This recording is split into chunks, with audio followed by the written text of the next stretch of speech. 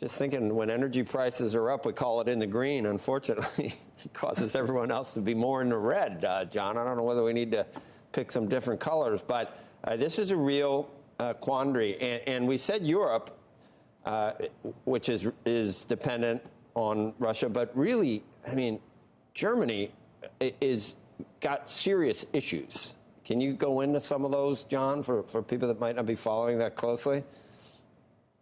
Yes, Joe, and thank you for having me on, of course. And yeah, nobody roots for high energy prices. They root for trillion-dollar Apple, but not $100 crude for sure. Germany is beholden to Russia, that they've really put themselves in a position of vulnerability, probably like no other country. This talk or this hope that the rest of the world could somehow supply Germany and Europe with cargoes of liquefied natural gas is just fanciful thinking, unfortunately. I mean, this is not, we can't run a Berlin siege airlift with natural gas. The volumes are just too great. To put it in perspective, all of Europe gets more gas from Russia than the total amount of U.S. natural gas production by about 50%. So there's just an impossibility factor there.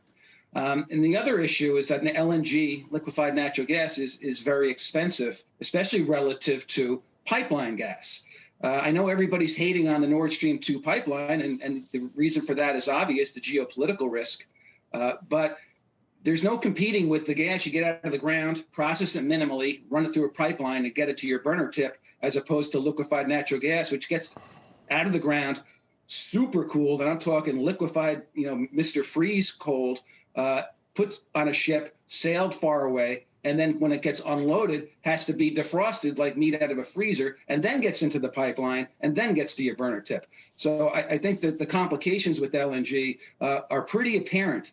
So yeah, Europe's got a huge problem here, and then we can only hope at this point that what's going on with Russia and Putin is just pure bluster, and that this thing ends hopefully with that a shot fired, but a lot of chest beating by the Russians as they pull back and declare victory.